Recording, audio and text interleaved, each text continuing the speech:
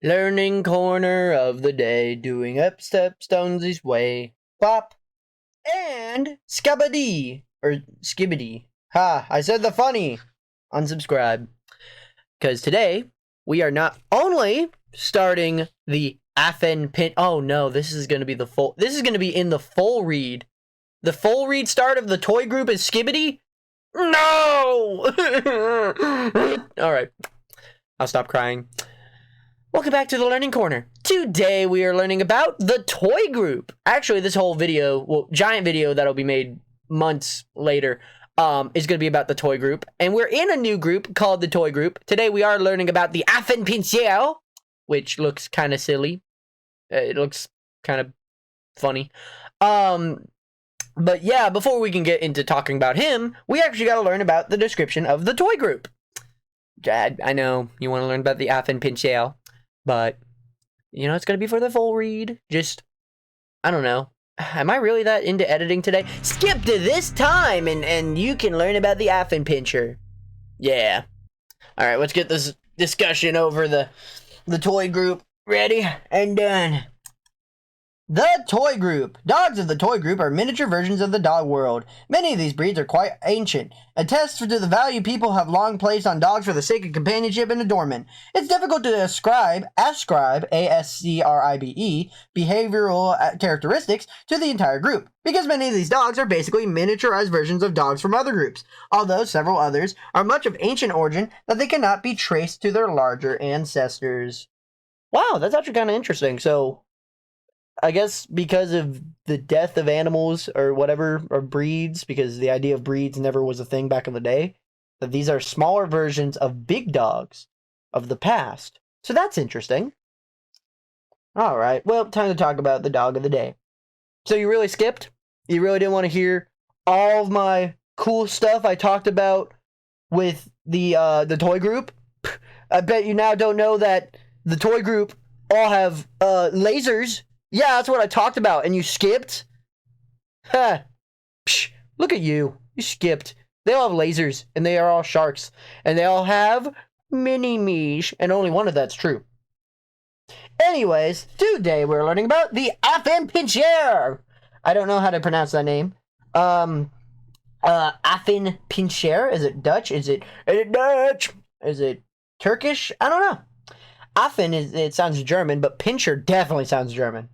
So, without further ado, let's learn about the history of the Affenpinscher. And the history is that the Affenpinscher's name describes it well. Affen meaning monkey, and Pinscher meaning terrier. Oh god, we're back to terriers. In France, France, the Affenpinscher is known as the Diabolitin Monsieur. Oh, actually, I need to read that one in English.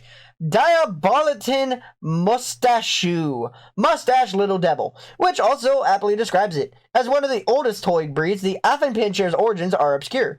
Paintings by the old Dutch masters of the 15th century often include dogs resembling Affenpinschers, but more definite evidence of the breed is absent. Small terriers adept to the dispatching rats of their abundant in Central Europe of the 17th century. In Germany, they were used to rid stables and kitchens of rodents. Even smaller versions of these dogs are preferred for ladies' lap dogs, able to kill mice in the home, warm their mistress's lap, because they forgot to add an S, and amuse the entire household with their antics. The small version eventually became the Affenpinscher, which was later refined by occasional crosses of the pug German Pinscher and German Silky Pinscher. The Affenpinscher, in turn, became the progenitor of other wire-coated toys, most notably the Brussels Griffon. The breed was popular in Germany, which can lay claim to it as its homeland. In 1936, the AKC, the American Kennel Company, recognized the Affenpinscher, but World War II slowed about any momentum and popularity the breed had gained. Since then, the breed has remained extremely rare even in America and Germany, its comparative strongholds. So I was kind of right. It's German, French, Italian, and Dutch. I didn't think I'd be winning that bet good today. It's like gambling. But what's the temperament? Are they good with? Well, I mean, I don't know how they could hurt. They're little dogs. Then again, they killed mice, so I don't know. What's their temperament? Are they good with kids? Well, the Affenpinscher lives up to its name, monkey terrier in both looks and actions. It's a terrier at heart, busy, inquisitive, bold, and stubborn. It also loves to monkey around, being playful and mischievous. It tends to bark and even climb. Unlike most terriers, it's fairly good with other dogs and pets. This little dog is best with the family that likes entertainment and has a very good sense of humor. Well, what's the upkeep? How do I keep my Affenpinscher, little terrier, monkey terrier in check? Well, the upkeep of the Affenpinscher is that although energetic and active dog, the exercise needs of the Affenpinscher can be met with a vigorous indoor game and romps of the yard, or with short walks on the leash. It enjoys playing outside, but it cannot live outdoors. Its harsh coat needs combing 2 or 3 times weekly, plus shaping every 3 months. Shaping for pets is by clipping, whereas show dogs require stripping. Now, the health. The worst part of all the readings and all the groups, the health. The major concerns for the Affenpinscher is nothing, which is good. Minor concerns are patellar luxation and corneal ulcers. They're occasionally seen with PDA, open fontanelle respiratory difficulties. The suggested tests are for the knee or cardiac testing, and their lifespan is 12 to 14 years, which is pretty average for a terrier.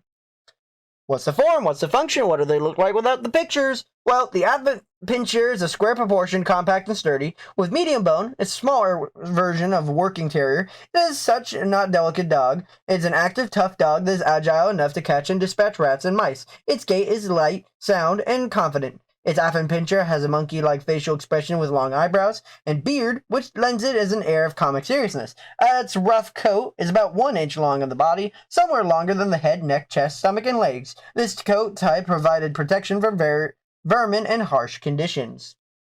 Now, for the first tier list of the toy group, the at a glance 5 stars, or 5 as I say it, is the best. 4 stars, or 4 as I call it, is better. 3 or 3 stars is average. 2 or 2 stars, or as I call it 2, is worse, like not as good as 3. And 1 is the worst, or 1 star is the worst. Unless it comes to grooming, in which case the rules are backwards. So 1 in grooming is good, but 1 in protection is not. Now, energy level is at a 4, pretty good in energy. Exercise requirements is at a 3, so about average. Playfulness and affection level is at a 4, really loving. Friendliness towards dogs, other pets, strangers, and ease of training is at a 3, so pretty average all around. Watchdog abilities at a 5, really good at hearing and seeing. Protection abilities at a 1, so not very good at protecting. Grooming requirements is at a 4, which is killer. Lots of grooming requirements. Cold and heat tolerance are both at a 2, so below average. The healthy weight of a male or female Affenpinscher is 7 to 9 pounds, and the average height of the male and female Affenpinscher is 9.5 to 11.5 inches, because if it was feet, we'd be living in the world of giants. I think we said the name of this dog today in today's episode. I believe it is. But the next breed of dog we're going to be learning about is the one you'll be learning about in the next episode. So, hope you guys do a fantastic, wonderful day. Be polite, be efficient. Make sure to like, comment, and subscribe. And I'll see you guys as I sit up, put my book away next time.